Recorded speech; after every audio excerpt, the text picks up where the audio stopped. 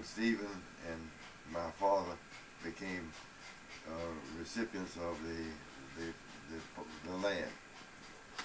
I don't have any idea. Do you have any idea? Not Do at you have all. any idea? Yeah, I mean, I think I know some of it. I thought that was a matter of record, isn't it? I Is thought it not was a in matter of in record, the May too. book. I thought it was a matter of record. I heard Daddy bought out the rest of the family. Yeah. What it was? Bought out the rest of the May family. Yeah, the rest of the May family. They bought out Uncle Stephen and my daddy. Bought Bought them out. Other members of the family. Daddy happened to hit it good before the Depression.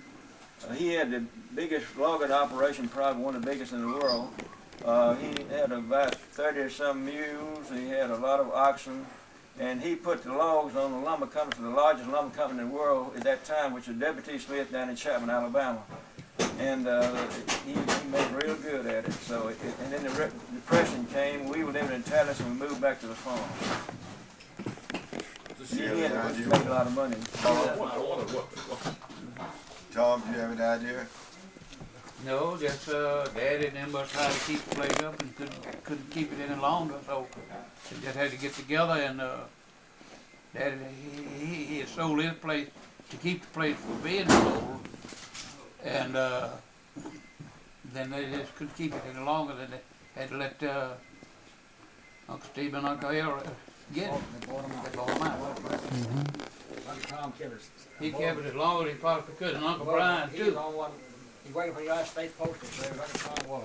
He was the only one getting any money coming in way back in the late 20s. And he held this thing up above water for quite a few years, keep folks from foreclosing on it. Lives like a Tom. Uncle Tom. To keep the federal land back. No, whatever, whoever owned the debt on the place. Federal land back. Yeah, Yeah, Federal Land Bank, that's Federal right. Land Bank. How about Yeah. you, Uncle Albert? I don't know what. Did you have any comment on that? I posed the question, how Uncle Stephen and my father became recipients of the land, On the May place. of the May place. Oh, you mean, do I have comments on Do it? you have any comments on it? Oh, You know how it happened. Yeah. Oh, really? No more than my father I never heard that from my father, okay, whatever happened. All I know is what's in the blue book. Okay. And maybe some verbal from time to time. there's one comment that I heard my father make several times.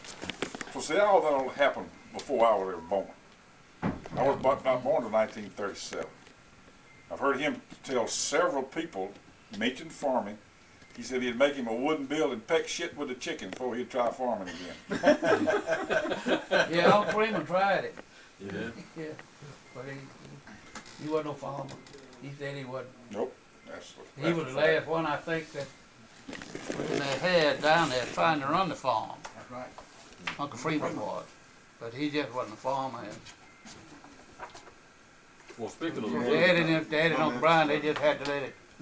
See, they had to make Do you have store any out comments there. on that? And Dad, and like I say, had sold That's all I know. two What's in land, the two. book?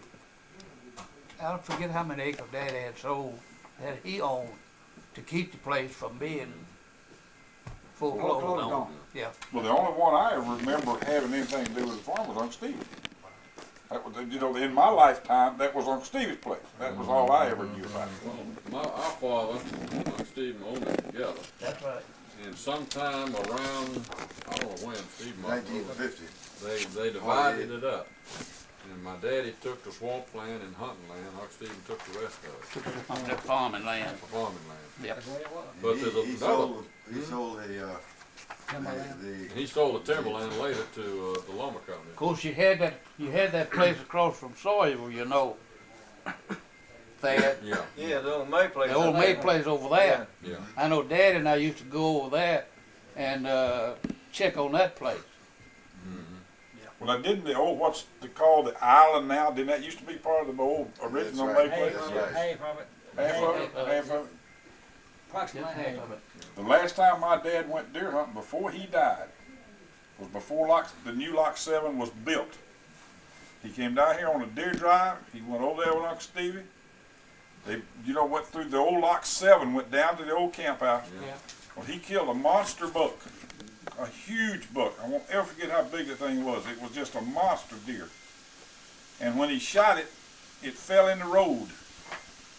They had to move the deer out of the way to drive the pickup by it to load it on the back end of it. And my Uncle Stevie told my father that I sure ain't glad you killed that old deer, so he been running my bulls out of the swamp. That old blue, huh?